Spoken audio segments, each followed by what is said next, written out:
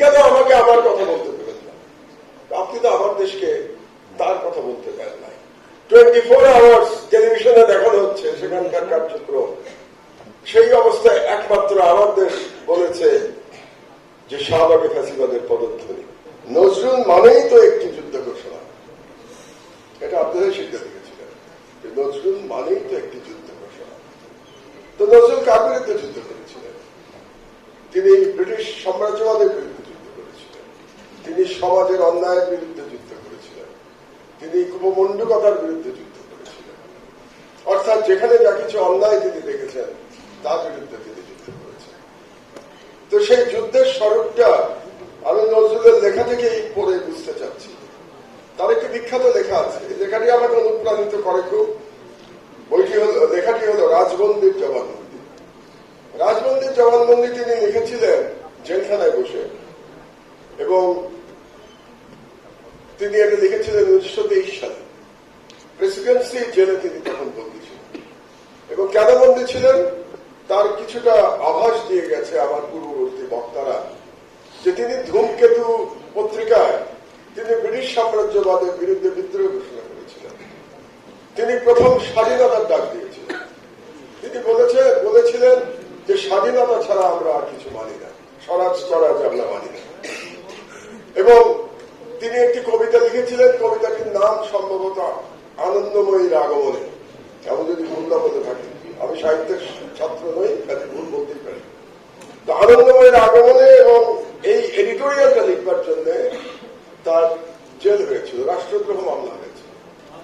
তো সেই মামলায় তিনি লিখেছিলেন রাজবন্দির জবানবন্দি। এখান থেকে আমি দুটো জায়গা একটু আপনাদের পড়ে শোনাচ্ছি। সেটা হলো, একটি হলো আজ ভারত পরাধীন, তার অধিবাসী বৃন্দ দাস। এটা নির্জলা সত্য, কিন্তু দাসকে দাস বললে, অন্যায়কে অন্যায় বললে এ রাজত্বে তা হবে রাজ। এমন একটি বাংলাদেশ, এমন একটি ভারত ছিল। তো বাংলাদেশে কি তাই নয়? কারণ আমি যখন আমার বিরুদ্ধে একটু আগে আসিফ নজরুল সাহেবের সাথে আলোচনা করছিলাম, যে আমার বিরুদ্ধে যখন কন্টেম্পট অফ কোর্টের মামলা হলো, আমি আপিল বিভাগকে বলেছিলাম আমি ক্ষমা চাইব না, কারণ আমি যা বলেছি সত্য বলেছি। এবং আমার মামলা আমি নিজেই লড়ছিলাম, আমার কোন লয়ার ছিল না। আমি যখন আমার দুটো কারণে আমার ডাক পড়েছিল, কন্টেম্পট হয়েছিল। একটা হলো, একটা নিউজ আইটেম ছাপা হয়েছিল আমার দেশ পত্রিকায়, সেটার হেডলাইন ছিল সরকার মানেই চেম্বার মানেই সরকার পক্ষে স্টে।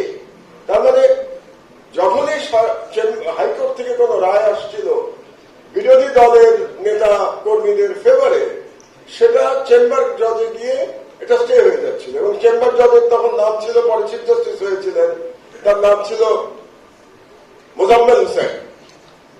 তো এটা আমি লিখেছিলাম। আর একটা আমি আর্টিকেল লিখেছিলাম, যেটা ছিল স্বাধীন বিচারের নামে তামাশা।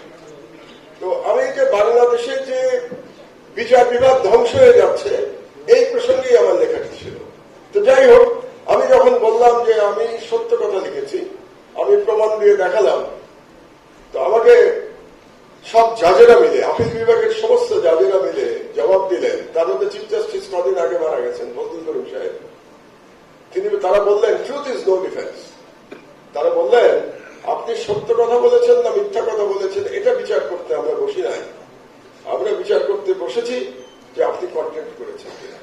তো তাহলে সেই নজরুল 1923 সালে যেটা লিখে গেছেন, যে অন্যায়কে অন্যায় করলে এ রাজত্বে তা হবে রাজদ্রোহ, আজকে 101 বছর পরে বাংলাদেশের তো তাই না?